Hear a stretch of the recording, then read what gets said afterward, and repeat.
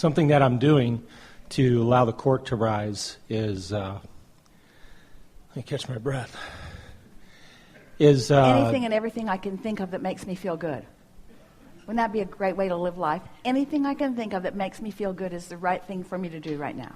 And one of the things I'm doing, the Oneness Diksha, and out of that came some work with this woman who's helping me in some energetic ways with the Heart Center.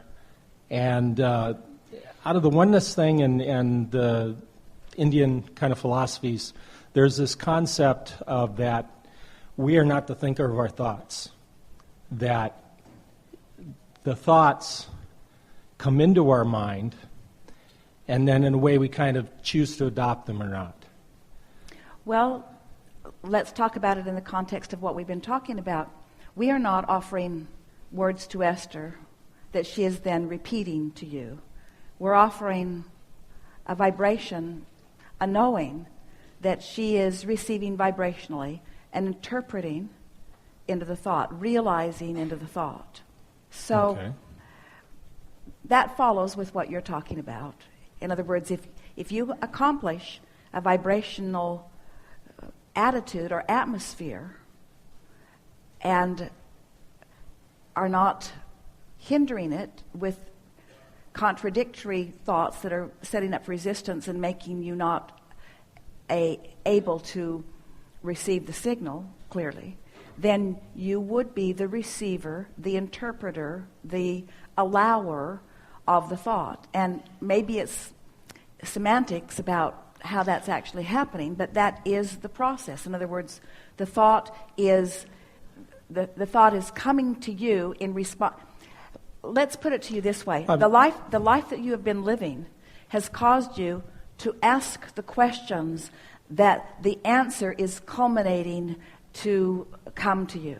And so as you receive the answer, it feels to you like you thought the thought, when actually you summoned the thought through the life experience that you were living. You recognized the thought, you materialized the thought, you actualized the thought, you thought the thought.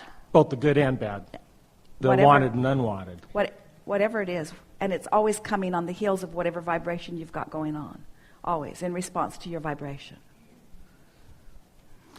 Okay, and where I was further going with this is that they have a process that, say, an unwanted thought and the associated emotion comes in, and it's unwanted. You don't want it. Their strategy is to fully embrace the emotion, and by doing that, it thereby transforms back into love, which is the only thing that there is in the world. That makes sense. You either have love or the absence of love. That makes sense in this sense for sure. That if in the realization of a thought that's uncomfortable, if you tense against it, push against it, justify it, defend it, it's going to get bigger. It tends to persist, in the appreciation of the emotion, which is guidance, and the acknowledgement that this guidance is helpful, then you release resistance and... Well, the knowledge, that's something I'm going to have to write down. Because in the moment, oftentimes, I get consumed by the emotion. It's sort of like, the emotion becomes like consuming. when you feel pain in your body. Pain in your body is an indication of resistance.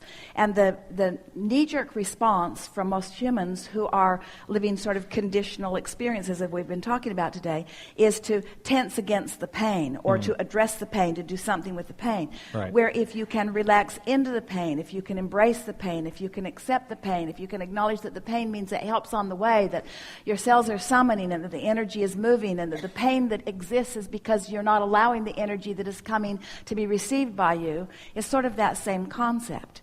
Relax into the negative emotion. Don't tense against it. Don't beat up on yourself. Oh, my guidance is working and telling me that I'm bad. No, your guidance is working and letting you know that you've got a vibrational frequency that is keeping you from being the receiver of your desire, which is a different frequency. Yeah, and I think, a lot of times... It seems so simple to us. Well, yeah, from where you are... But this Well, this maybe- little part of me down here, sometimes forgets that I got a larger part up there. But don't continue to argue for your limitations. In Well, other words, yeah. you know everything that we know, because everything that we are, you are. It's just, and it's a really nice thing when another way of looking at something leads you to the same end result of understanding. Yeah, it's good. Mm-hmm. That's inspiration.